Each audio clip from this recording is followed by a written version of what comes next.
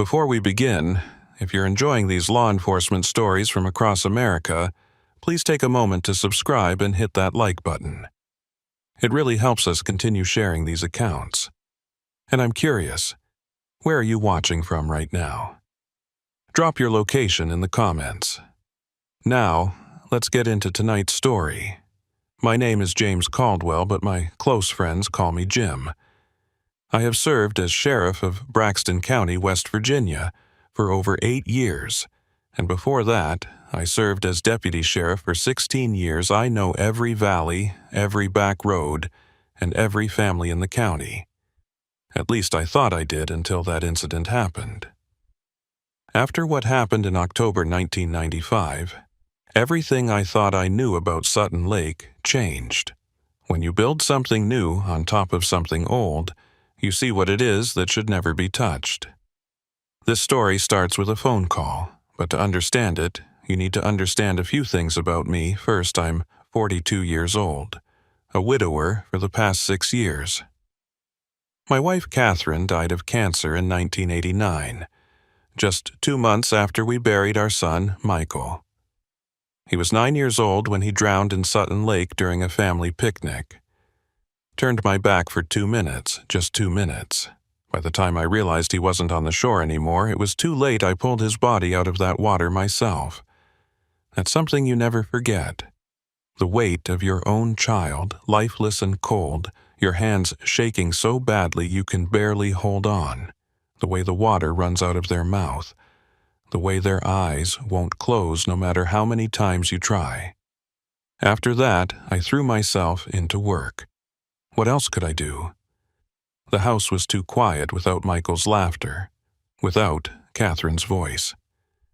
Being sheriff gave me purpose, gave me a reason to get up every morning, protecting other people's children, other people's families. Maybe if I did that, it would somehow make up for the one I couldn't save. It was a Thursday night, October 19th, 1995. I was alone in the station, finishing up paperwork around 7:30. My deputy, Frank Morrison, had gone home an hour earlier. His wife was pregnant with their first child, and I told him to spend more time with her while he could before everything changed. The phone rang, not the regular line, the 911 line.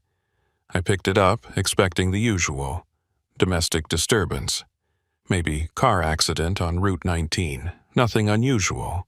Instead, I heard screaming. A woman's voice, high-pitched and terrified, barely coherent. I could hear wind in the background, or maybe water. The line was full of static, like she was calling from somewhere far away, somewhere the signal barely reached. "Please, please, someone help. They're taking the children. They're taking them into the water. Oh God, they're walking into the water and I can't stop them. Please, someone." The line went dead. I immediately tried to trace the call, but the system showed nothing. No number, no location, just a blank screen.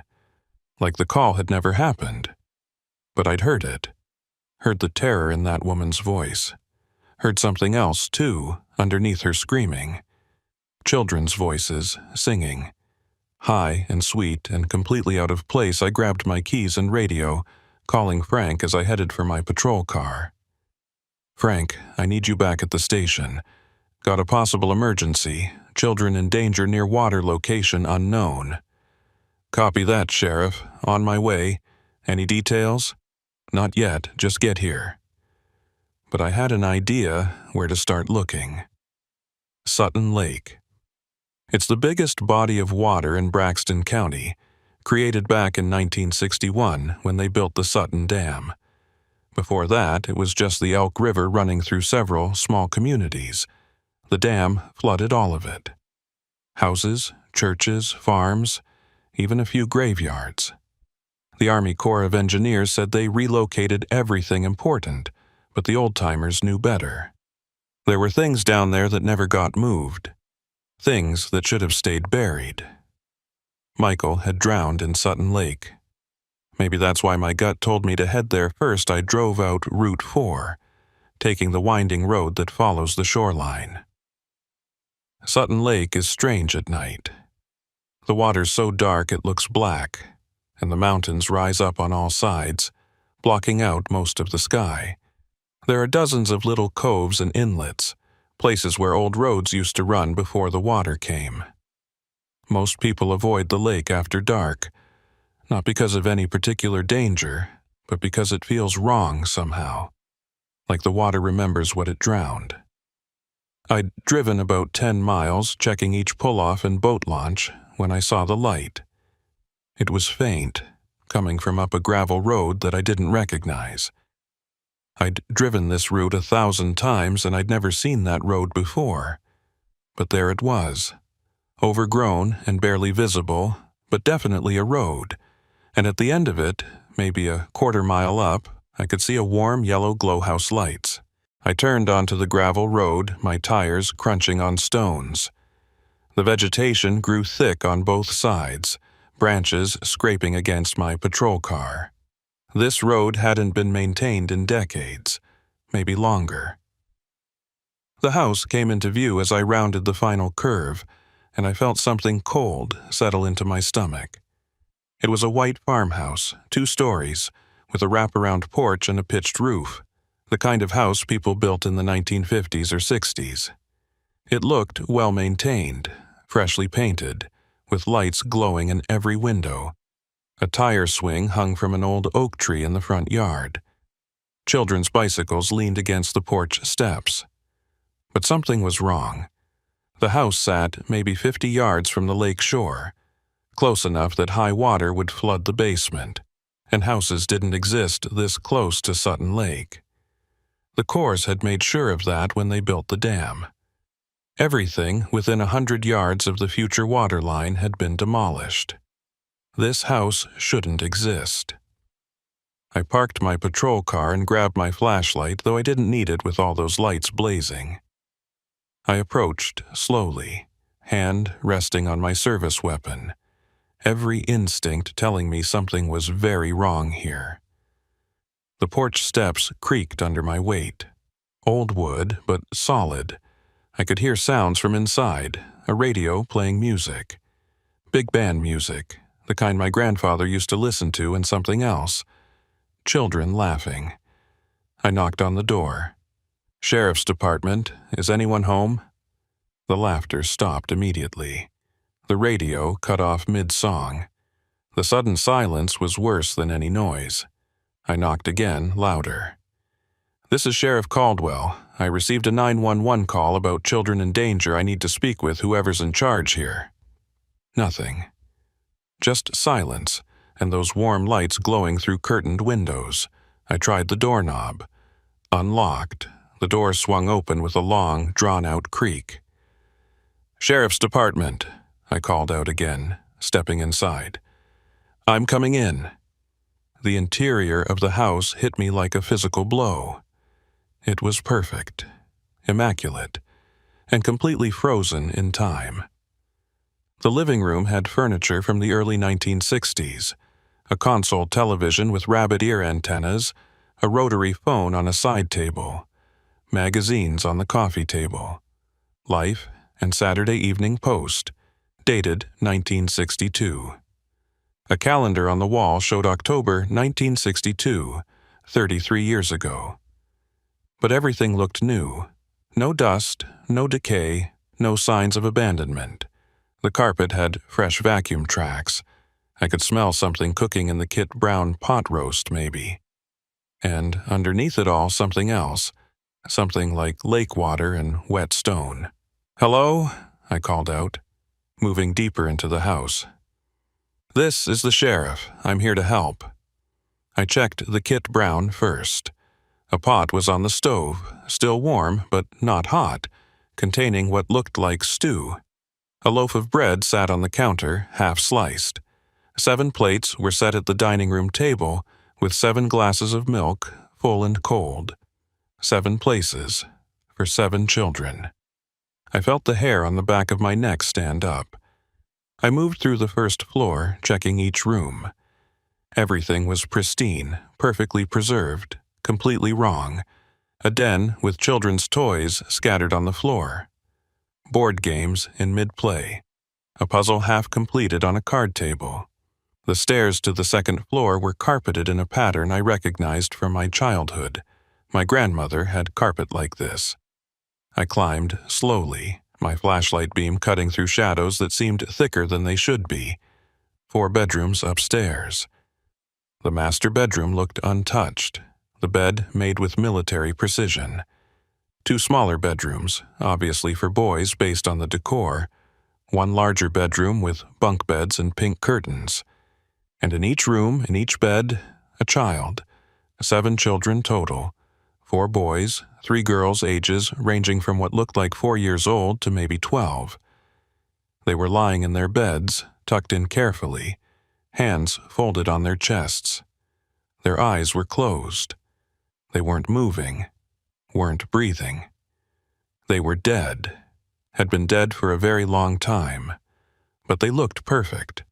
No decay, no decomposition, no signs of death except for the absolute stillness and the cold that radiated from their skin. They looked like children who'd just fallen asleep and never woken up. I backed out of the bedroom, my radio suddenly feeling very heavy in my hand. I should call this in. Should get Frank out here, get a medical examiner, get someone to tell me what the hell I was looking at. But something stopped me. Some instinct, some feeling that if I left this house now, I'd never find it again. That gravel road would disappear, and this house and these children would go back to wherever they'd been hiding for the past 33 years. I went back downstairs into the living room, trying to piece together what I was seeing. 7 children, perfectly preserved, in a house that shouldn't exist, by a lake that had drowned the land where this house stood. That's when I noticed the photographs on the mantel above the fireplace. Family photos, black and white and faded color. A mother and father with 7 children, ranging in age from infant to preteen. The photos showed them at different stages.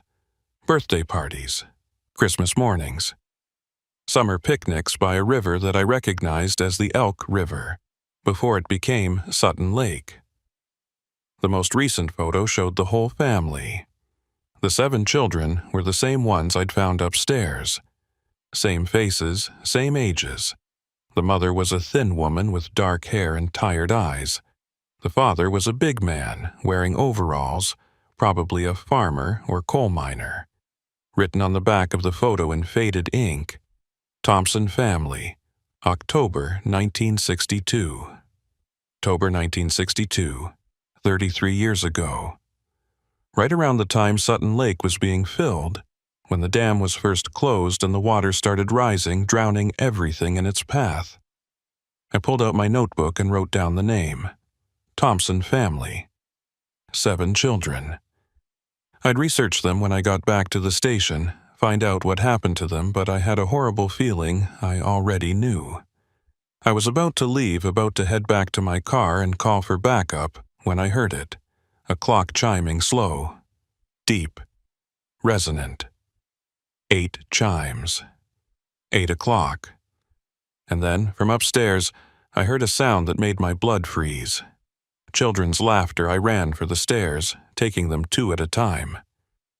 The hallway upstairs was dark now, though I could have sworn I'd left lights on. I could hear movement from the bedrooms. Footsteps.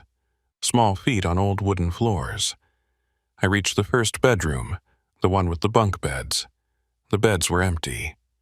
All 3 girls were gone. I checked the next room. Empty. The boys were gone too. I heard them downstairs now, talking, laughing. The sounds of children doing normal children things. I went back down, my hand on my weapon but not drawing it. What was I going to do? Shoot dead children who'd somehow started moving? They were in the dining room.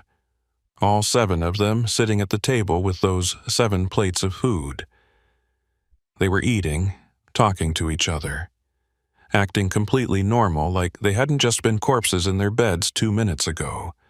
The oldest one, a girl of maybe 12 with dark hair and pigtails, looked up at me. Her eyes were clear and bright and completely alive. "Hello," she said politely. "Are you here for dinner? Mama always makes extra. I stood there, unable to speak, unable to process what I was seeing. A younger boy, maybe 6, looked at me curiously. "You're wearing a policeman costume. Is it Halloween already?" I'm Sheriff Caldwell," I managed to say. "I'm here to help you." "Help us with what?" the oldest girl asked, tilting her head. "We don't need help. We're having dinner. Mama will be back soon. She went to get Daddy from work." "What's your name?" I asked her. "Scarlett Thompson. This is my house. Well, my parents' house. I'm the oldest, so I'm in charge when they're gone." She gestured to the others. "That's Matthew, Luke, Mary, Joseph, Grace, and the baby is Timothy, but we call him Timmy." Biblical names, all 7 of them. A deeply religious family, probably Scarlet, I said carefully, trying to keep my voice calm. "What year is it?" She looked at me like I was stupid. 1962. Why? What month?" October 19th, 1962. "My birthday's next week. I'll be 13. She smiled, proud. "Mama's making a cake." October 19th, today. But 33 years ago. "Scarlett, I need you to tell me something. Do you remember anything unusual happening? Anything about water, or the dam, or—" "The dam!" The little boy, Joseph, interrupted excitedly. "We went to see the dam yesterday. It's so big. Daddy says they're going to fill it up soon, and we'll have a big lake right outside our house." No, they didn't understand. "Scarlett," I said, crouching down to her level, "I need you to listen to me very carefully. That dam, the one they're filling the water, is going to come all the way up to your house, maybe over it. Your family needs to evacuate. Do you understand?" She shook her head. "That's silly. The government men came and measured. They said the water would stop way down the hill. We're safe up here. Daddy made sure." But they weren't safe. The water had come higher than expected, higher than the Corps of Engineers had calculated. I'd seen the reports, the lawsuits from families whose homes had been flooded when they were promised they'd be safe. The Thompson farm had been one of those homes. Before I could respond, I heard something that made my stomach drop. A woman's voice calling from outside, distant, distorted, full of terror. Children, get out of the house. The water's coming. The dam broke. Get out now." The same voice from the 911 call. All 7 children stopped eating and looked toward this window. Their expressions changed from cheerful to confused to frightened. "That's Mama," Scarlett said, standing up. "Something's wrong." They all got up from the table and walked toward the front door, moving in perfect synchronization like a dance they'd rehearsed 1,000 times. "Wait," I said, moving to block them. "Don't go outside." But they walked right past me, through me almost, like I wasn't even there. They filed out onto the porch, and I followed them. Outside, the night had changed. The air was different, heavier, filled with the smell of rain and churned earth. I could hear water rushing, a sound like distant thunder but constant, growing louder. The children stood on the porch, looking out toward the lake. But it wasn't the lake I'd seen when I arrived. The water was higher, rougher, moving wrong, and in the distance I could see lights. House lights, dozens of them.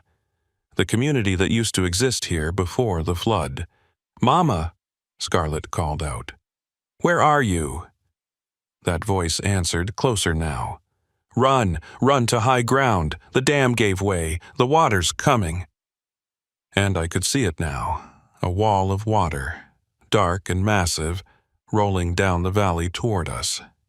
The emergency spillway had failed, or been opened, or something.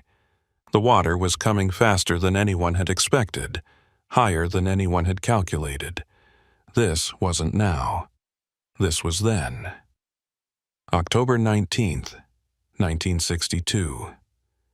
The night the water rose and drowned this place. The children started walking toward the water. "No!" I grabbed for them, but my hands passed through Scarlett's shoulder like she was made of smoke. "Stop! Don't go toward the water!"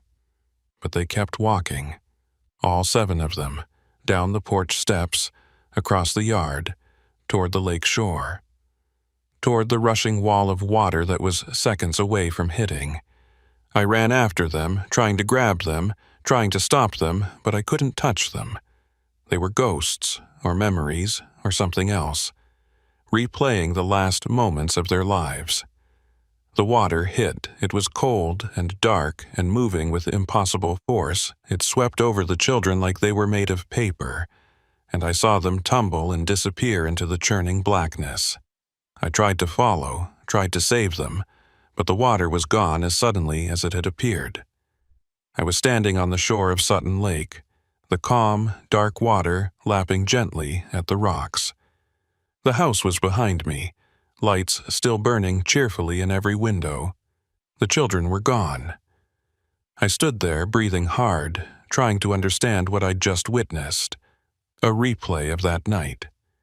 The night the Thompson children died. The night the water rose and took them. But if they died in 1962, why were they in that house? Why did they wake up at 8 p.m. and act like nothing had happened? I looked at my watch. 8:47 p.m. I needed to call this in, needed to get help, needed to figure out what the hell was happening in this house. But as I walked back toward my patrol car, I realized I couldn't leave. Not yet. Not without understanding. Because something was very wrong here. Those children had drowned 33 years ago, but they'd been eating dinner 20 minutes ago. They'd talked to me. They'd walked into the water and disappeared. And somewhere, a woman's voice had been screaming on a 911 line that shouldn't have been able to reach across time. I got in my car and radioed Frank. "Frank, I need you to run a name for me. Thompson family, Braxton County, circa 1962. See what you can find about them." "Copy that, Sheriff. You find the source of that 911 call?" "Maybe. I'm at a house on the north shore of Sutton Lake. Old gravel road off Route 4, about 10 miles east of the marina." There was a pause. "Sheriff, there's no road there." "I know that stretch. It's all water and rocks." "I'm looking at the road right now, Frank." Another pause. Longer. "I'll send a unit out to meet you. Don't go into any structures alone." "Too late for that," I muttered, but I acknowledged the order. I sat in my car, staring at that house.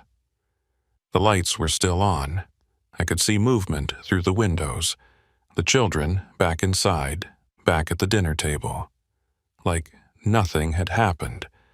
Like they hadn't just drowned right in front of me. My radio crackled. Frank's voice uncertain. "Sheriff, I found something. Thompson family, 7 children, died October 19th, 1962. Drowned when the emergency spillway opened without warning during a storm. Bodies were never recovered, presumed swept down into the deep part of the lake. Never recovered," I repeated. "That's right. Family filed complaints with the Corps of Engineers, said they'd been promised their property was above the flood line.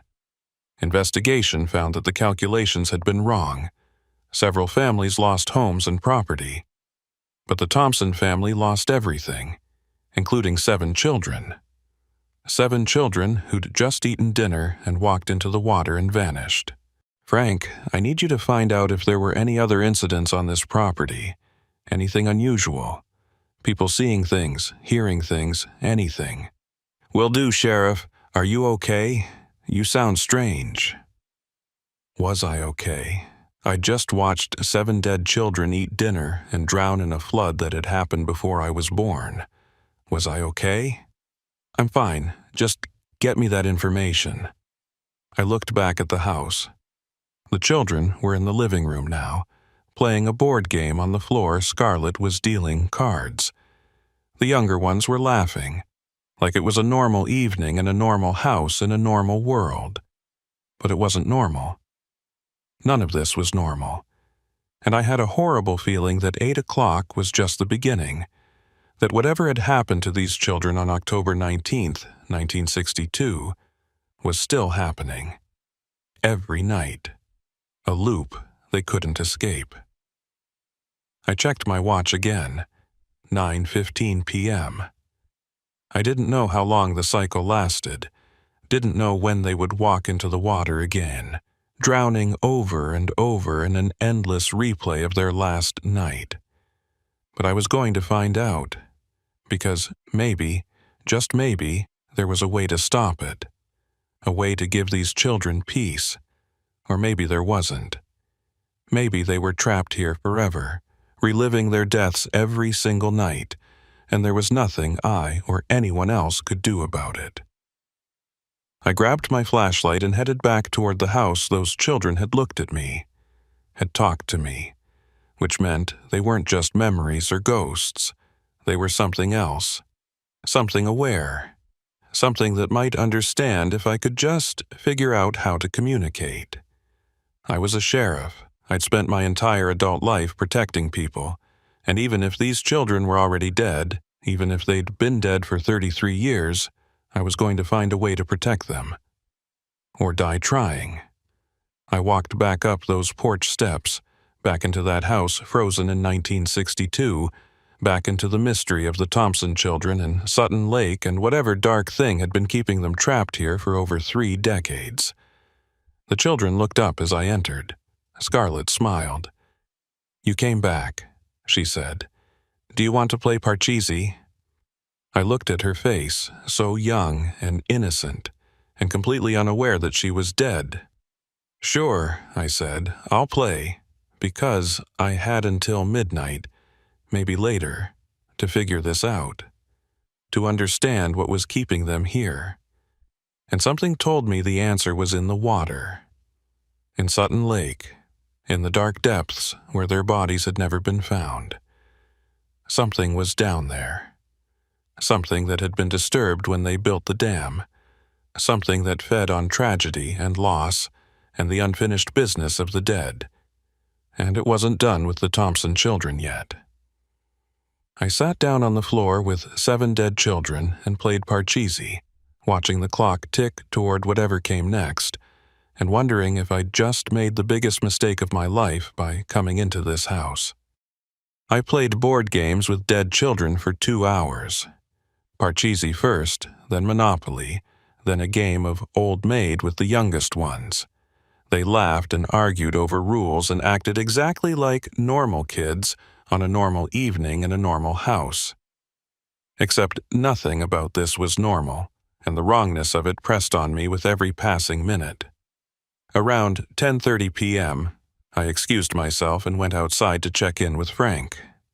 My deputy had arrived 15 minutes earlier, parked his patrol car next to mine at the end of that impossible gravel road. "Sheriff," he said as I approached, his face pale in the moonlight. "I don't understand. This road, this house, they shouldn't be here. I've driven Route 4 100 times and there's never been a turnoff at this location. I know. And the house, I ran the property records. This area was cleared in 1961, before the dam was finished. There's no structure registered here, hasn't been for 34 years. I know." Frank looked past me at the brightly lit house. "But I can see it, it's right there, and I can hear them, children playing."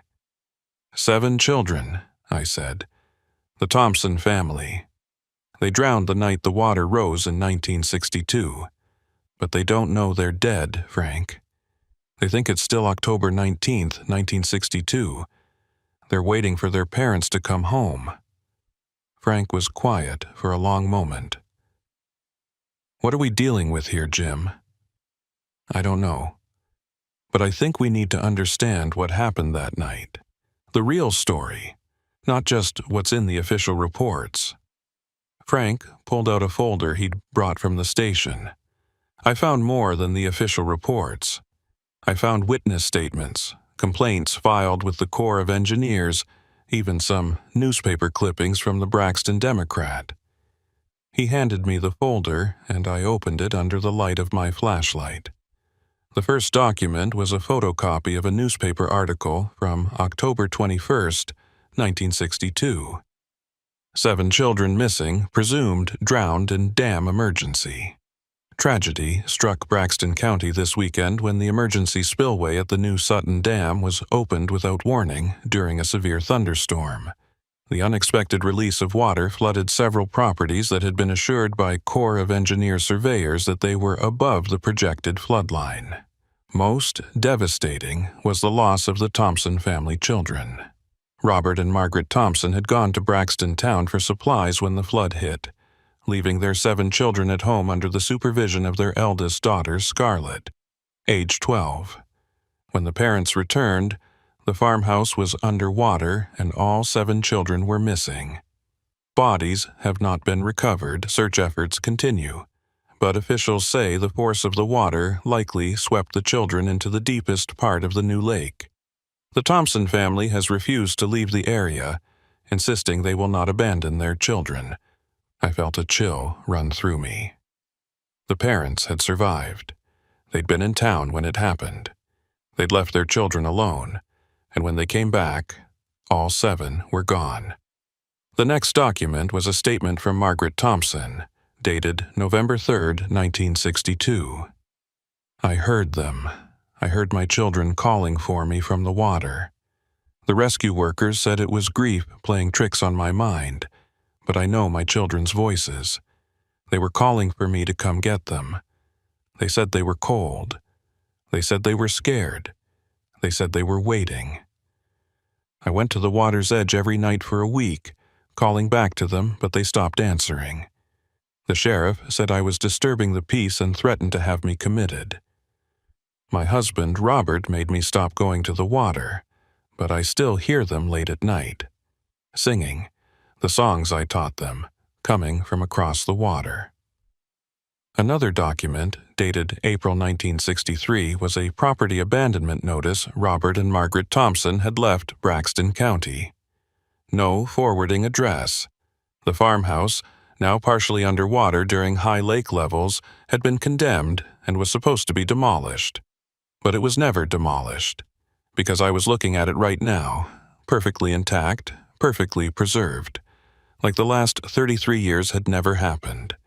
The final document in the folder was a photocopy of a handwritten letter, addressed to the Braxton County Sheriff's Department, dated October 19th, 1967, exactly 5 years after the drowning.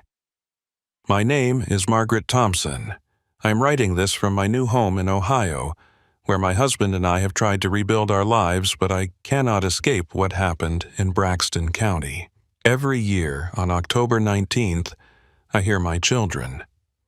No matter where I am, no matter how far I've moved, at 8 p.m. I hear them wake up and call for me. I hear them playing. I hear them eating dinner. I hear them asking when Daddy and I are coming home. And at 11:47 p.m., I hear them scream. I hear the water take them every year. For 5 years now, always the same. Always at the same times. Always ending with those screams. I am writing to ask if anyone else has heard them. If anyone near the lake has reported voices, because I need to know if my children are still there, or if I am simply going mad with grief. Please, if you know anything, please write to me. There was no record of a response. The letter had been filed away and forgotten.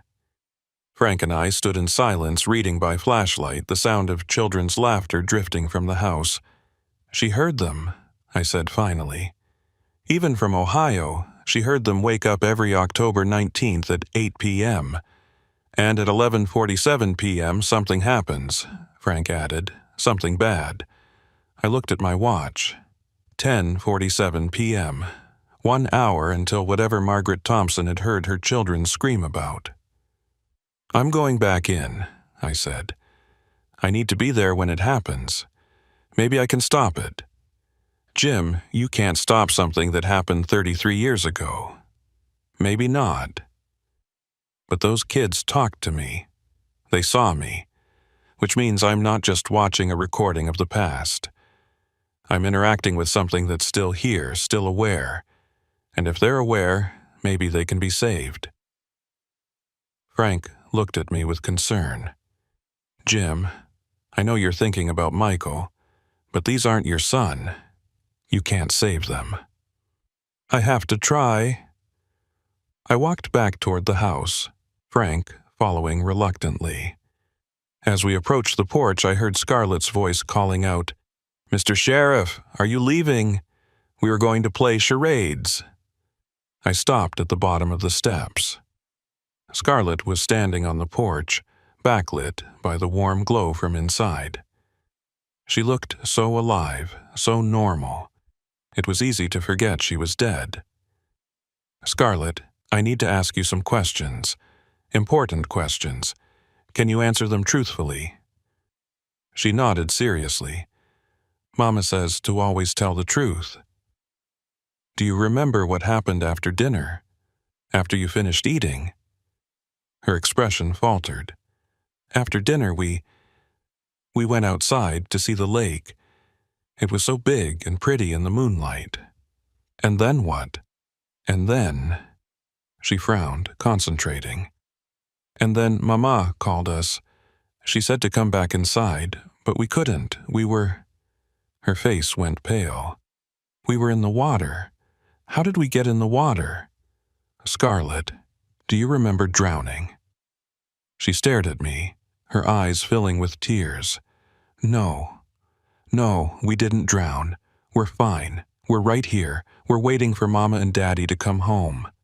But even as she said it, I could see the realization starting to dawn in her eyes, the understanding that something was wrong, that time didn't make sense, that the water had taken them and they had never come back. "Scarlett, what year is it?" It's 1962, October 19th. "And tomorrow?" "Tomorrow is October 20th. "And after that?" She opened her mouth to answer, then closed it. I don't remember tomorrow, just today. Just October 19th. Why can't I remember tomorrow?" From inside the house, I heard the younger children calling for her. "Scarlett, come play with us. Mr. Sheriff, you too." Scarlett looked back at them, then at me. "Something's wrong, isn't it? This isn't right." "I'm going to help you," I told her. "But I need you to trust me. In 1 hour, something is going to happen. You and your siblings are going to feel compelled to walk toward the water. I need you to fight that feeling. I need you to stay in the house. Can you do that?" She nodded slowly, though I could see fear in her eyes. "I'll try." I followed her back inside, Frank staying on the porch. The other children were in the living room, and they immediately recruited us for charades. The younger ones acted out animals and objects while we tried to guess.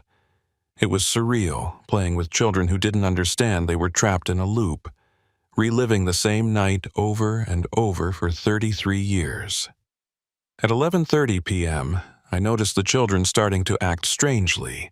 They became quieter, more subdued. The youngest ones looked toward the windows, toward the lake, like they heard something calling to them.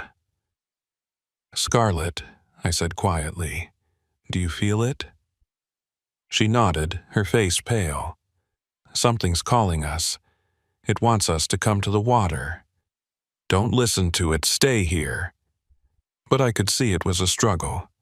All 7 children were fighting against an invisible pull, something deep and primal that was drawing them toward the lake. At 11:45 p.m., little Timmy, the youngest at 4 years old, walked toward the front door. His eyes were glazed, unfocused, and he moved with jerky, puppet-like motions. "Timmy! No!" Scarlett grabbed him, but he was stronger than he should be, pulling away from her with inhuman force. The other children started walking toward the door too. One by one, they stood up from where they'd been sitting and moved toward the exit like sleepwalkers. Like something was controlling them. I positioned myself in front of the door, arms spread. Stop, you don't want to go out there. But they walked right through me, just like before. My physical presence meant nothing to them. I was solid to them when we were playing games, when we were interacting normally. But now, when it mattered, I was a ghost in their world. They filed out onto the porch and down the steps, moving in perfect synchronization. Frank tried to stop them too, but his hands passed through their bodies like they were made of smoke. No, no, no, I heard myself saying, following them desperately. Scarlet, fight it. Remember what I said. Scarlet was at the back of the group, tears streaming down her face.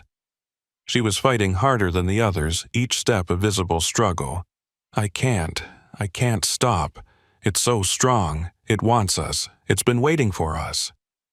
The children walked across the yard, past the tire swing, past the bicycles, toward the dark water of Sutton Lake. The moon was high and bright, reflecting off the surface like a mirror. And standing at the water's edge, I saw something. A figure, tall and thin and wrong, made of shadow and lake water and something older than anything that should exist in this world. It had no face, but I could feel it watching, waiting, hungry. The children walked into the water one by one. The cold lake swallowed them ankle-deep, knee-deep, waist-deep. They kept walking, kept moving toward the deep center where the old river channel ran. "Stop them!" Frank shouted, splashing into the water after them. But he couldn't touch them, couldn't slow them down. They walked past him like he wasn't there. Scarlet was the last to enter the water. She looked back at me one final time, and I saw complete awareness in her eyes. She knew she was dead. She knew this had already happened. She knew she was trapped in an endless loop, drowning over and over, night after night. "Help us," she whispered. "Please. Make it stop." Then she walked forward, and the water closed over her head. I waded in after them, diving under, trying to grab them, trying to pull them back. But there was nothing. They were gone, vanished into the dark water, like they'd never been there at all. I surfaced, gasping, treading water in the freezing lake. Frank was beside me, equally devastated. "They're gone," he said, just like that. Gone. We swam back to shore and stood there, dripping and shivering, staring at the house. The lights were still on, and through the windows I could see movement. The children were back inside, sitting at the dinner table, eating, laughing, playing, like the last 3.5 hours had never happened, like drowning in the lake was just a brief interruption in their evening. The cycle had reset. Frank and I walked back to the house, our clothes leaving wet footprints on the porch. We went inside. The children looked up at us with cheerful, innocent expressions. "Hello," Scarlet said brightly. "Are you here for dinner? Mom always makes extra." She didn't remember, none of them did. The cycle had reset completely, erasing their memories of everything that had just happened. I looked at the clock on the wall. 8 p.m. We'd somehow jumped back 4 hours. Back to the beginning of the cycle. Back to when the children first woke up. Frank grabbed my arm. "Jim, we need to leave. Now. This isn't natural. This isn't something we can fix." But I couldn't leave, because I'd seen the look in Scarlet's eyes right before she walked into the water. She'd been aware. For just a moment, she'd understood, which meant there was hope. Which meant maybe, just maybe, there was a way to break the cycle. "Frank, I need you to go back to the station. Research everything you can find about Sutton Lake. Not just the dam construction, but before that, what was here before the water came? Were there any stories, any legends, anything unusual? Jim, please, I'm staying here. I need to understand what's keeping them trapped, and I have 4 hours until it happens again." Frank looked at me like I was crazy. Maybe I was. But I'd already watched those children drown once. I wasn't going to watch it happen again without at least trying to understand why. Frank left reluctantly, and I sat down with the Thompson children for dinner again. Same pot roast, same bread, same 7 glasses of milk. "What's your name, mister?" little Joseph asked me. "Jim Caldwell. I'm the sheriff." "Are you going to arrest someone?" Mary asked, eyes wide. "Maybe, if I can figure out who needs arresting." We ate in silence for a while. The food was real, or felt real anyway. Tasted like pot roast my grandmother used to make. I wondered idly if I was eating food from 1962, if somehow this house was reaching across time to maintain this perfect recreation of that last night. After dinner, I helped Scarlett clear the table.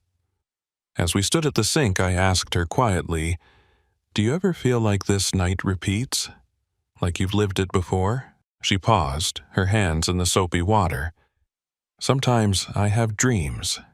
The same dream, over and over. I'm in the water, and I can't breathe, and I'm calling for Mama, but she can't hear me, and then I wake up, and it's dinner time again." "How many times have you had that dream?" "I don't know. Lots? Maybe every night?" She looked at me with confused, frightened eyes. "Why can't I remember any other day, just this one?" "Because you're trapped, Scarlett. Something is keeping you and your siblings here, making you relive this night over and over. Why would something do that? I don't know yet, but I'm going to find out." At 9 p.m., my radio crackled. Frank's voice excited. "Jim, I found something. There's an old story from before the dam, from before white settlers even came to this area. The Shawnee who lived here had a legend about the Elk River. They said there was something in the water. A spirit or a demon, they weren't clear.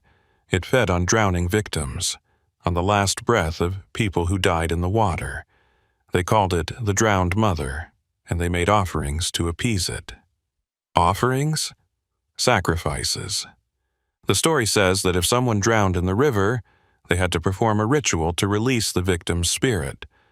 Otherwise, the drowned mother would keep them, use them, feed on their life force. Jim, when they built the dam, when they flooded all those communities, dozens of people died. Construction accidents, people who didn't evacuate in time, people like the Thompson children, all those drowning victims, and no one performed the rituals. No one released them. I looked at the children playing in the living room. So this thing, this drowned mother, it's been feeding on them for 33 years, keeping them in a loop so it can feed on their fear and confusion over and over. That's what the legends suggest. Jim, there's more. The ritual to release them requires someone to take their place, a willing sacrifice. Someone who chooses to stay in the water so the trapped spirits can go free. A chill ran through me. Someone like a parent, like Margaret Thompson, who heard her children calling from the water. Or someone like you, who already lost a child to this lake. I looked down at my hands, seeing them shake slightly. Michael, my son, drowned in this same lake 3 years ago. Maybe it wasn't an accident. Maybe this thing, this drowned mother, had been collecting victims for decades, building its power. Feeding. And now it had shown me these children, knowing I couldn't turn away. Knowing I'd try to save them. Knowing it could offer me the same deal it had probably offered Margaret Thompson. Trade yourself for them. "Jim, don't even think about it," Frank said, reading my silence correctly. "You can't sacrifice yourself for children who've been dead for 33 years. But as I watched Scarlett help her younger siblings with a puzzle, as I saw their innocent faces and heard their laughter, I knew I was already thinking about it. Because maybe that's what the drowned mother wanted. Maybe that's why it had called me here tonight. Not to save the children, but to collect one more victim. One more source of fear and grief to feed on. Or maybe, just maybe, I could actually break the cycle. Release these children and destroy whatever dark thing had been keeping them trapped. I looked at the clock. 10:15 p.m. Less than 90 minutes until they would walk into the water again. 90 minutes to figure out how to save them or let them go. And something told me that tonight, for the first time in 33 years, there would be a different ending to this story. Because this time, they weren't alone. This time, someone was here who understood loss, who knew the weight of a child's death, who might be willing to pay the price for their freedom. This time, I was here. And I was starting to understand that I hadn't found this house by accident. The drowned mother had called me here, had shown me these children, had given me the knowledge of how to free them. Now, all I had to do was decide if I was willing to take their place in the dark water of Sutton Lake forever. Frank came back at 10:45 p.m. with more information, and none of it made me feel better about what I was facing. "I found the original Shawnee legend," he said, spreading photocopied pages on the dining room table while the children played in the next room. "It's from a collection of oral histories recorded in the 1890s by a folklorist from the university. The drowned mother isn't just a spirit, it's older than that. Pre-human, maybe. The Shawnee believed it was the river itself, given consciousness and hunger. How do you kill something like that? You don't. According to the legend, it can't be killed. It's part of the water, part of the land. When they built the dam, they didn't destroy it. They just gave it a bigger territory, a deeper hunting ground." I looked at the pages he'd brought. One of them included a crude drawing of the drowned mother. It showed a figure made of water and drowning victims, reaching up from the river bottom with hands that were made of corpses. "The legend says it collects the last breath of drowning victims," Frank continued. "That final moment when someone goes under and breathes in water instead of air, that's what it feeds on, the terror, the struggle, the desperate attempt to live. And if the proper death rites aren't performed, it keeps the victim's spirit trapped, replaying that drowning moment over and over so it can feed continuously." 33 years, I said. "These children have drowned every night for 33 years. Over 12,000 times. Can you imagine? Dying that many times and never being allowed to rest?" I couldn't. The horror of it was beyond comprehension. "The ritual to release them," I said. "Tell me exactly what it requires." Frank hesitated. "Jim, I know what you're thinking. Just tell me." He pulled out another page. "A willing sacrifice. Someone who chooses to take the place of the trapped spirits. They have to enter the water at the moment of drowning. At the exact time the original victims died, they have to speak the names of those being freed and offer themselves in exchange. And then," he trailed off. "And then what? And then they have to breathe in the water. They have to drown, willingly and consciously, so the drowned mother accepts the trade." The room felt very cold suddenly. "Is there any other way? Any way to release them without a sacrifice?" Frank shook his head. "According to the legend, the drowned mother always collects what it's owed. The only question is whether it gets to keep its current victims or you give it new ones." From the living room I heard Scarlett's voice. "Mr. Sheriff, are you okay? You look sad." I went to the doorway. All 7 children were looking at me with concerned faces. They could sense something was wrong. Even if they didn't understand what "I'm fine," I lied. "Just thinking." "About what?" little Timmy asked. "About dying," I thought. "About drowning. About trading my life for yours. About how to help you," I said instead.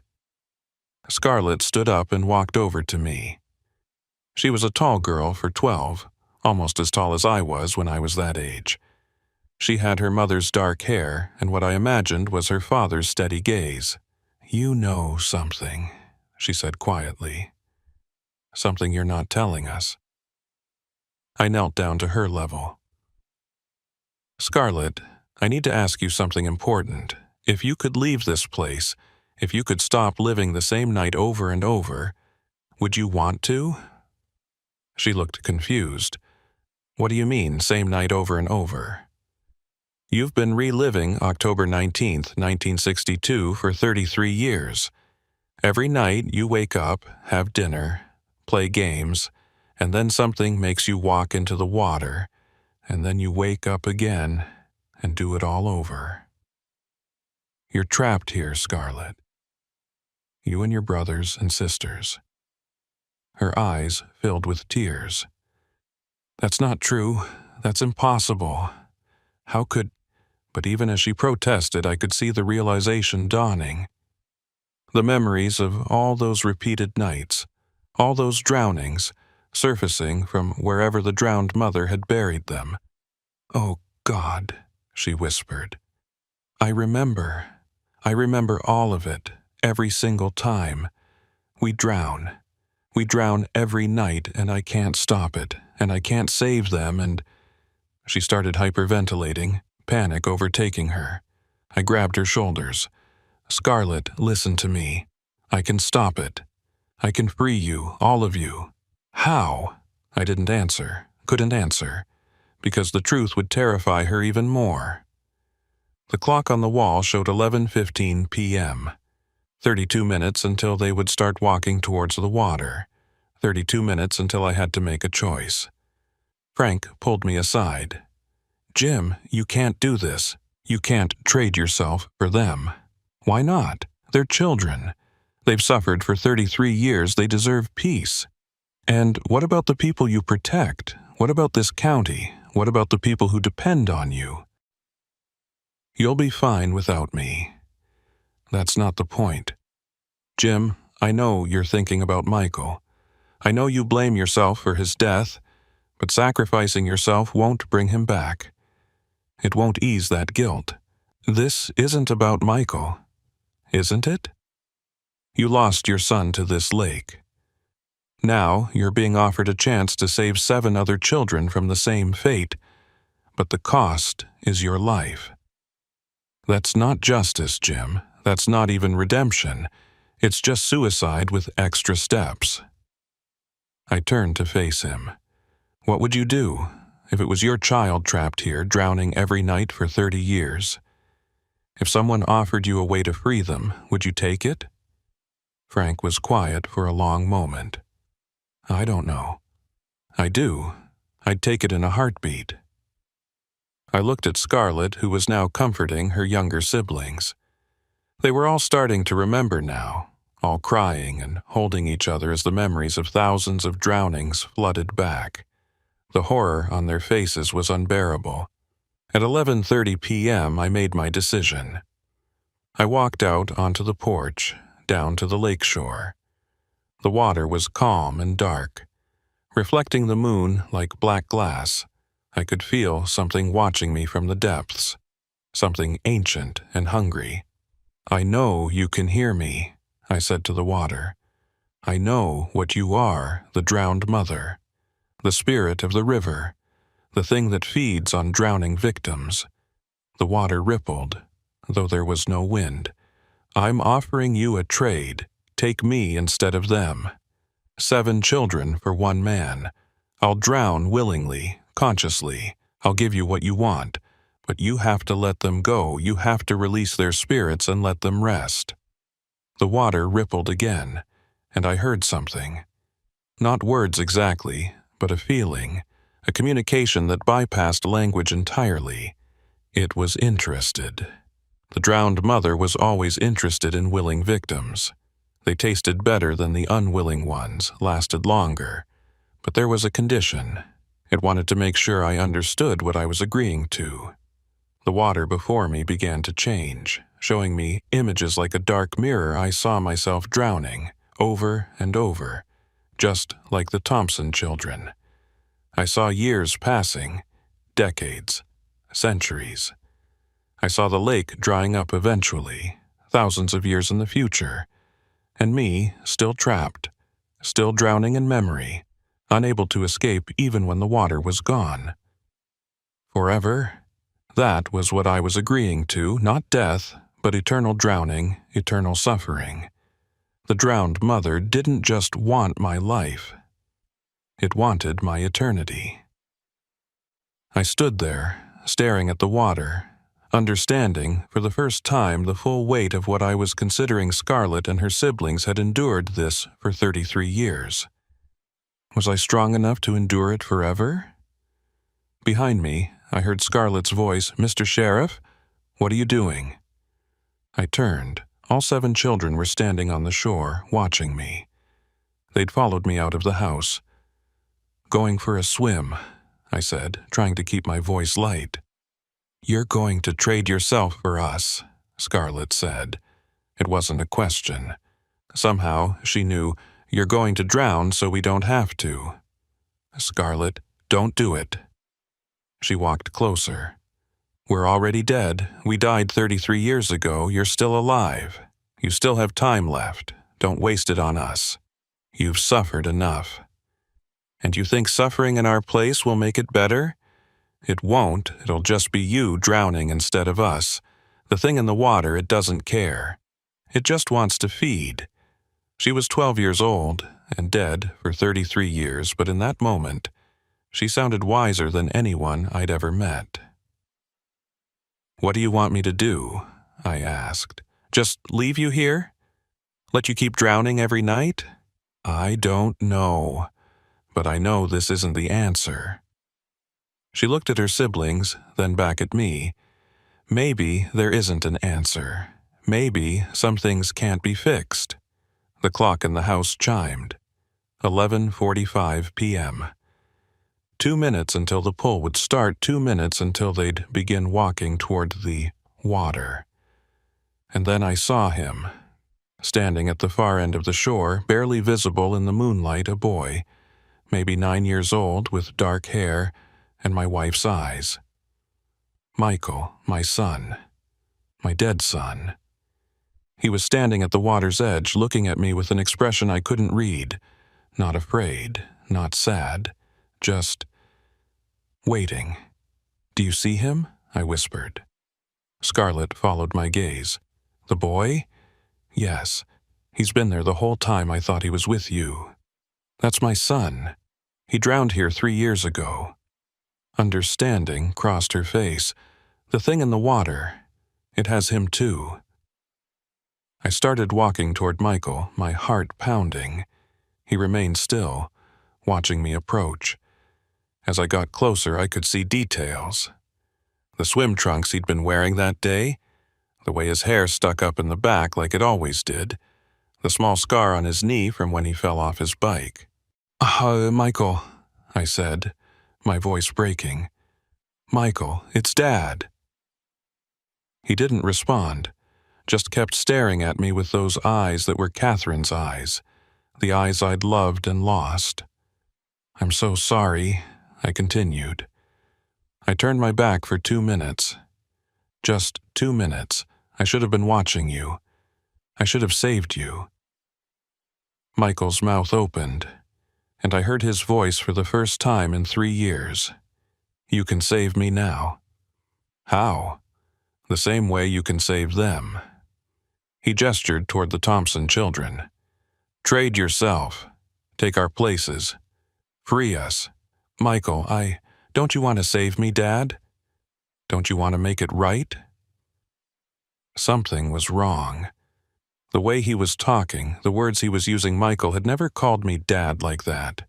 He'd always called me Daddy, in that high, sweet voice that I missed more than anything. This wasn't Michael. This was the drowned mother, wearing his face, using my grief against me. "You're not my son," I said. The thing that looked like Michael smiled.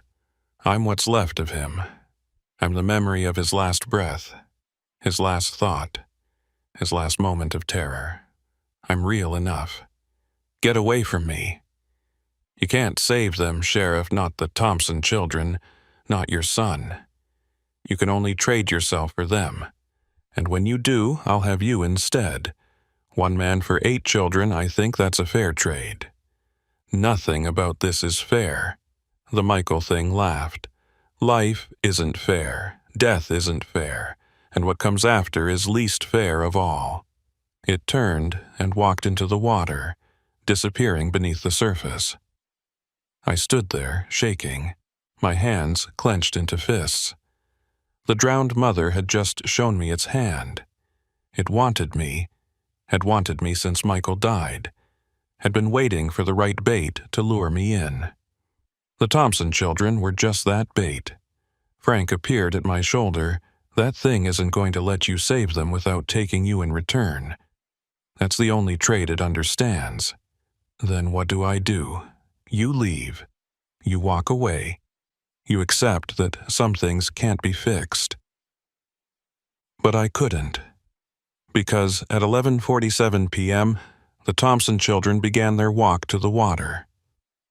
Their eyes glazed over, their movements became mechanical, and they filed past me toward the lake. Scarlett was crying, fighting against the compulsion, but unable to stop. "Help us," she whispered as she passed. "Please." I watched them wade into the dark water, one by one, until it closed over their heads. And this time, I followed them in, not to trade myself. Not yet. But to understand. To see what happened under the water, where their bodies vanished to each night. I took a deep breath and dove under the surface. The water was impossibly cold and impossibly dark. My flashlight barely penetrated a few feet. I kicked deeper, following the direction the children had walked, expecting to find the lake bottom, but there was no bottom. I kept swimming down, my lungs starting to burn, and the darkness just continued. The pressure should have been crushing me, but it wasn't. The water should have been freezing me, but I could still move. This wasn't Sutton Lake anymore. This was somewhere else. The space between the realm where the drowned mother kept its victims. And then I saw them, dozens of them, hundreds, bodies suspended in the darkness, neither floating nor sinking, men, women, children, some in clothes from the 1960s, some from earlier, construction workers who'd died building the dam, residents who hadn't evacuated in time, children like the Thompsons who'd been caught in the sudden flood, all of them trapped, all of them drowning. Over and over and over. I saw the Thompson children among them, their faces twisted in silent screams, bubbles rising from their mouths as they breathed in water that would never fill their lungs, never grant them the mercy of death. And I saw Michael, my son, suspended in the darkness, his arms outstretched toward me. His mouth was open in a scream I couldn't hear. I swam toward him, my lungs screaming for air, knowing I only had seconds before I'd have to surface or drown for real. I reached him, touched his face. He felt real, solid, present. His eyes opened. "Dad," he said, his voice somehow carrying through the water, "you came for me." "I'm here, son, I'm here. Are you going to save me?" "I'm going to try." "Then take my place. It's the only way. That's what she wants. That's what she's always wanted." "Who?" "The drowned mother. She's been waiting for you since the day I died. She knew you'd come eventually. Knew you'd try to save someone. Knew she could use your guilt against you. I can't just let you stay here. Can't let any of them stay here. Then drown with us." My vision was starting to blur. I was out of time. I had to surface or I'd become one of them. I let go of Michael and kicked upward, my lungs burning, my vision going dark. I broke the surface gasping, barely making it to shore before collapsing. Frank hauled me onto the sand. "What the hell were you thinking?" I had to see, had to understand what I was dealing with. I coughed up lake water. "There are hundreds of them down there. Everyone who's drowned in this lake for the past 34 years. All trapped. All feeding the drowned mother." then you can't save them. Not without an army. Not without... He stopped. Without what? The Shawnee ritual. It releases trapped spirits. But Jim, it requires the ritual to be performed by someone with authority over the land, someone the water recognizes as having power here. I'm the sheriff. Does that count? I don't know, maybe. But there's something else. The ritual has to be performed at the source, not here, at the dam, at the point where the water was first held back, where the river was first transformed into the lake. I looked at my watch. Midnight. The cycle had reset.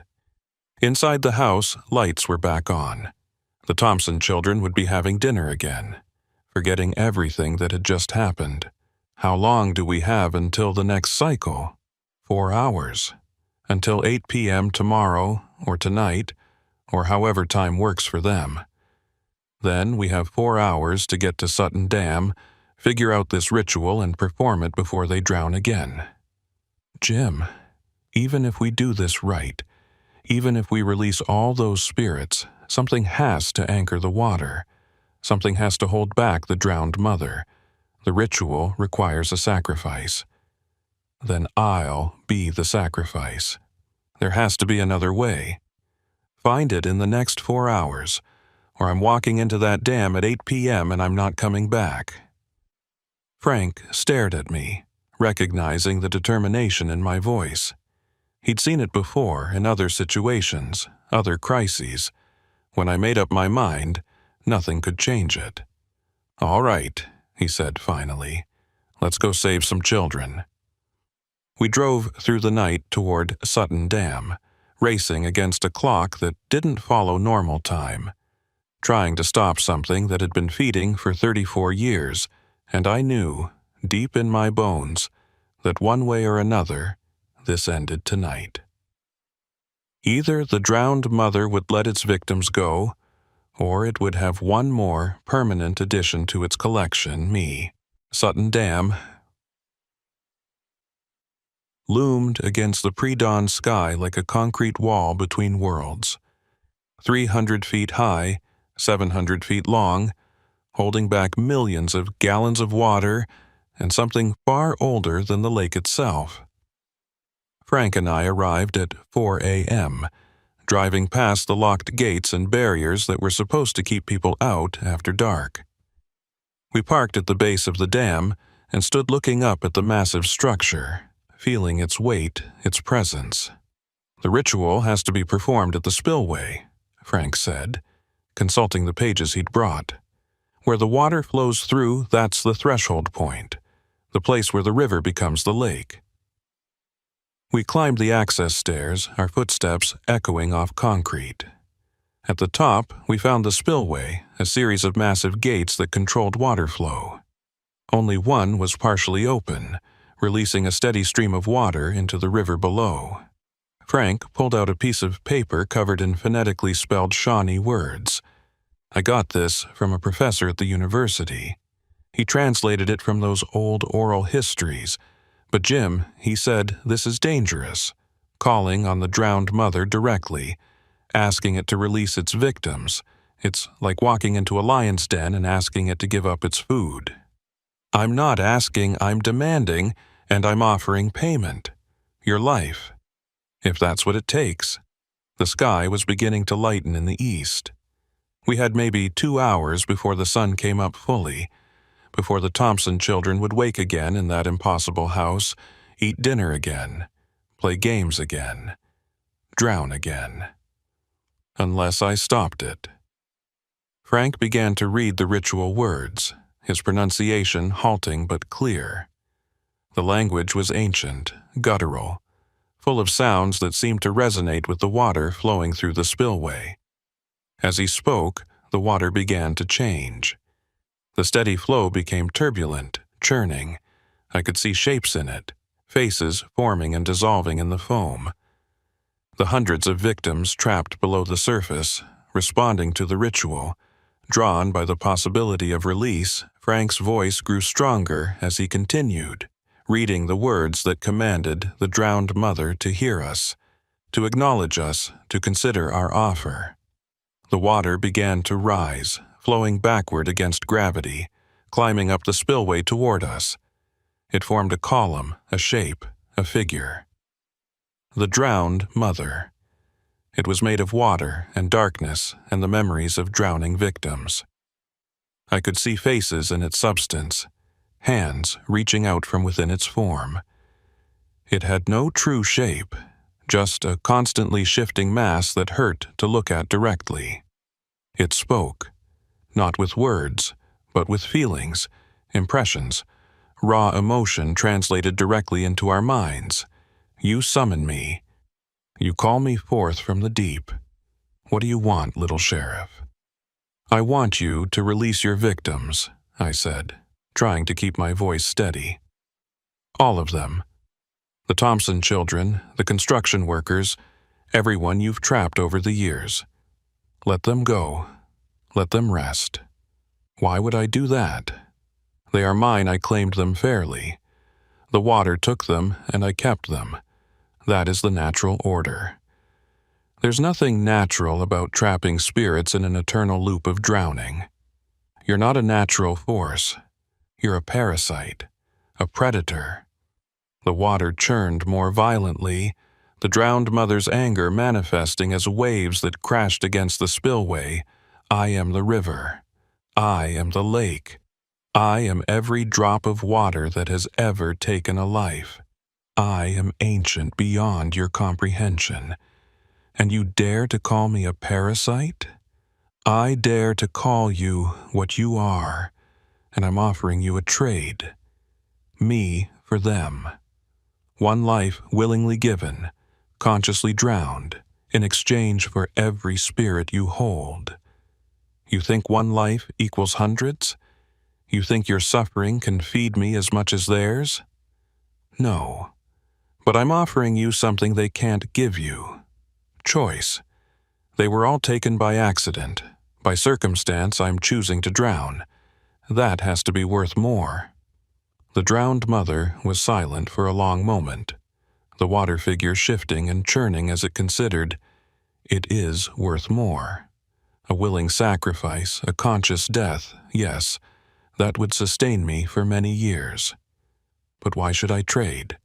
I already have many victims. Why should I give them up to gain just one more? Because if you don't, I'll find a way to drain this lake. I'll blow up this dam. I'll do whatever it takes to expose you, to destroy your hunting ground. The drowned mother laughed, a sound like water rushing over rocks. You can't destroy me. I am the water itself. Drain the lake, and I will simply wait for the next rain, the next flood. I am patient. I am eternal. Maybe, but you'll lose your victims. When the lake drains, their bodies will be found. Proper death rites will be performed. They'll be released from your hold. You'll have nothing, except you. If you truly want to save them, Sheriff, you know what you must do. Walk into the water. Breathe deep. Let it fill your lungs, and I will take you in trade for all of them. Frank grabbed my arm. Jim, don't. There has to be another way. But I knew there wasn't. I'd known from the moment I saw those children playing Parcheesi that this was where it would end, in the water. In the depths. Trading myself for the Frank, when I do this, you need to make sure their bodies are found. The Thompson children, all the others, you need to pull them out of the lake and give them proper burials. That's the only way to ensure they're truly free. Jim, promise me. He looked at me with tears in his eyes. I promise. I turned to the drowned mother. One condition. Before I drown, you show me proof. You show me that they're free. That all of them are released. Agreed, but once you see them freed, you must honor the bargain. No backing out, no changing your mind. I won't. The water column shifted, becoming a screen. A window into the depths. I saw them. All the trapped victims suspended in that dark space between life and death. The Thompson children, my son Michael, hundreds of others. And as I watched, they began to change. The terror left their faces. The struggle stopped. They stopped drowning and started simply floating, peaceful. Released one by one, they began to rise, moving upward toward the surface, toward freedom, toward rest. I saw Scarlett Thompson smile as she rose, saw her take her siblings' hands, saw them ascend together, finally free after 33 years of suffering. I saw Michael look back at me one last time. His eyes were clear now, no longer filled with that drowning panic. He mouthed 2 words, "Thank you." Then he was gone, rising up with the others, passing through the surface of the lake, becoming light, becoming free, all of them, every victim the drowned mother had held. Rising, released, freed by my promise to take their place. Now, the drowned mother said, "Honor your bargain." I looked at Frank one last time. "Tell them I chose this. Tell them it wasn't a tragedy. It was a choice. Jim, take care of them, the families. Make sure they understand their loved ones are at peace now." I walked to the edge of the spillway, where the water flowed through below. The drop was hundreds of feet, the water churning and violent. One step, that's all it would take. I thought about Catherine, about how she'd want me to make this choice, about how she'd always said I had too much hero in me for my own good. I thought about Michael, about his last moments in the water, about how I couldn't save him then, but could save these others now. I thought about Scarlett and her siblings, about all those children who'd suffered because of a dam built in the wrong place. Water held back when it should have been allowed to flow free, and I stepped off the edge. The fall took forever and no time at all. The water rushed up to meet me, cold and dark and eternal. I hit the surface and plunged under, the current immediately pulling me down, tumbling me, disorienting me. I could have fought it, could have tried to swim to the surface, but I'd made a promise. I opened my mouth and breathed in. The water filled my lungs, cold and heavy and suffocating. The drowning reflex kicked in, my body fighting desperately against what I was forcing it to do. Every instinct screamed at me to swim up, to cough out the water, to breathe air. But I held myself under, kept breathing in the water, felt it filling me, claiming me, making me part of the lake, and I felt the drowned mother's satisfaction. Its hunger being fed by my conscious choice to die. My vision started to go dark. My thoughts became scattered. I felt myself slipping away. But just before the darkness took me completely, I felt something else. Hands. Small hands, grabbing mine. Pulling me upward, I tried to resist, tried to stay down, but the hands were impossibly strong. They pulled me up through the water, through the current, through my own desire to fulfill the bargain. I broke the surface, gasping, coughing up water, my lungs burning. The hands pulled me to the shore, dragged me onto the rocks. I looked up through blurred vision and saw them, the Thompson children. All 7 of them, solid and real, pulling me to safety. "What are you doing?" I gasped. "I'm supposed to drown. That was the deal." Scarlett knelt beside me, her face serious. "The deal was that you had to drown. It didn't say you had to stay drowned. But the drowned mother accepted your sacrifice. You drowned. You fulfilled the bargain. We felt it the moment you breathed in the water. We were freed. All of us." She smiled, "And the first thing we did was save you." I looked around. Frank was running down from the dam, his face shocked. Other figures were emerging from the lake, walking onto the shore. Dozens of people, hundreds maybe, all the victims who'd been trapped. And, among them, I saw Michael. My son ran to me, throwing his arms around my neck. He was real, solid, warm. Not a ghost, not a memory. "Somehow, impossibly, real Dad," he said, crying into my shoulder. "I'm sorry. I'm so sorry I went into the water that day. No, son, I'm sorry. I should have been watching you." We held each other while the sun came up over Sutton Lake, while hundreds of freed spirits walked onto the shore, while the drowned mother's hold over this place finally broke. Frank reached us, dropping to his knees beside me. "How?" "You drowned. I saw you go under." "The bargain was that I had to drown," I said, still holding Michael. "Not that I had to stay dead." Scarlett found the loophole. Scarlett grinned. "Mr. Sheriff, I've had 33 years to think about the rules of this place. The drowned mother is powerful, but it's also bound by its own laws. You gave yourself willingly. You drowned consciously. That fulfilled the bargain. What happened after that was up to us." "But all these people," Frank said, looking at the crowd on the shore, "they're alive, they're solid. How?" "We're not alive," Scarlett said gently. "Not exactly. We're free. The drowned mother doesn't hold us anymore, but we're not fully alive either. We're something in between. The ritual released us from the lake, but it didn't return us to our lives. We can't go back to 1962 or whenever we died. We exist now, in this moment, but we can't stay." "What do you mean you can't stay?" I asked. "We're free from the lake, but we're still dead, Sheriff. We died years ago. Our time passed. Now we're just echoes. Memories that got a chance to say goodbye." She looked at her siblings. "We're going to fade soon. All of us. We'll move on to wherever we're supposed to go." I looked at Michael.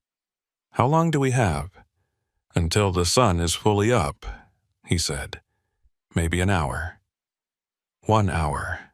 1 hour to say all the things I'd wanted to say for 3 years. Around the lake, I saw similar scenes playing out, parents reuniting with children, husbands with wives, friends with friends.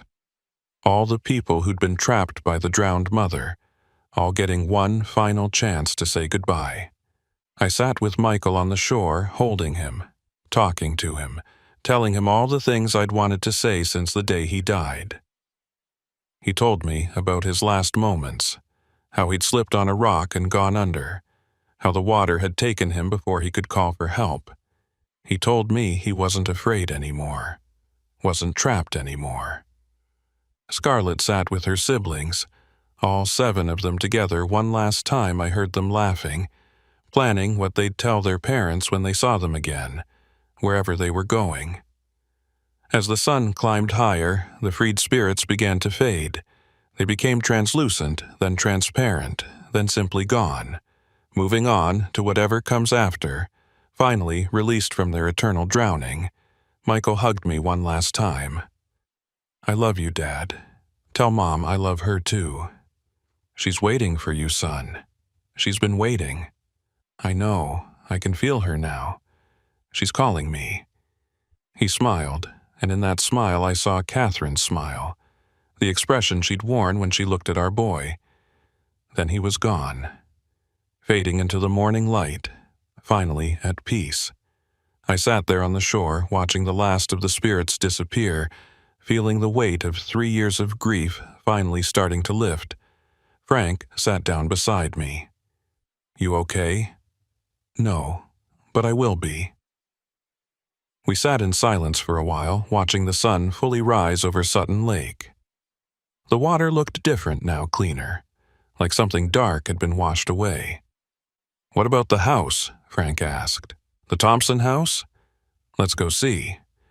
We drove back to that gravel road off Route 4, the one that shouldn't exist, but when we got there, the road was gone. Just water and rocks, exactly as Frank had said. No gravel road, no tire swing, no farmhouse with lights in every window. The house had vanished, its purpose fulfilled. The Thompson children didn't need it anymore. "Should we tell people what happened?" Frank asked. "About the drowned mother, about all those trapped spirits?" I thought about it. Who would believe us? And what good would it do? The victims are free now. The danger is past. Let them rest. Let their families have closure. Over the next few weeks, we quietly recovered bodies from Sutton Lake, dozens of them, preserved impossibly well by whatever had kept them trapped. We identified them, notified families, gave them proper burials. The Thompson children were found together in a small pocket of the lake near where their house had stood. We buried them in the family plot in Braxton County Cemetery. Margaret and Robert Thompson had both died years ago, but they'd left instructions that if their children were ever found, they should be buried there. I like to think they're all together now. The whole family reunited at last. As for me, I went back to being sheriff, back to protecting the living, now that I'd done what I could for the dead.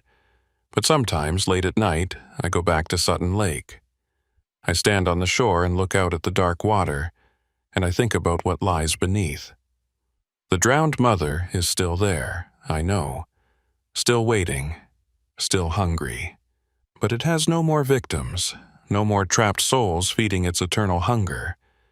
And if it ever tries to collect new ones, it'll have to get through me first. Because I drowned in that water. I fulfilled the bargain. I know the drowned mother's nature now, know its rules, know its limitations, and I'm not afraid of it anymore. The lake is just a lake now. The water is just water.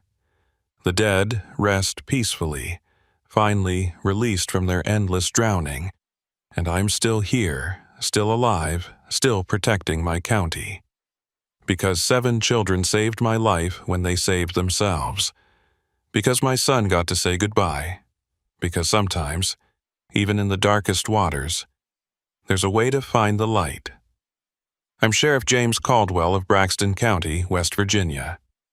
And this is the story of how I died and lived to tell about it.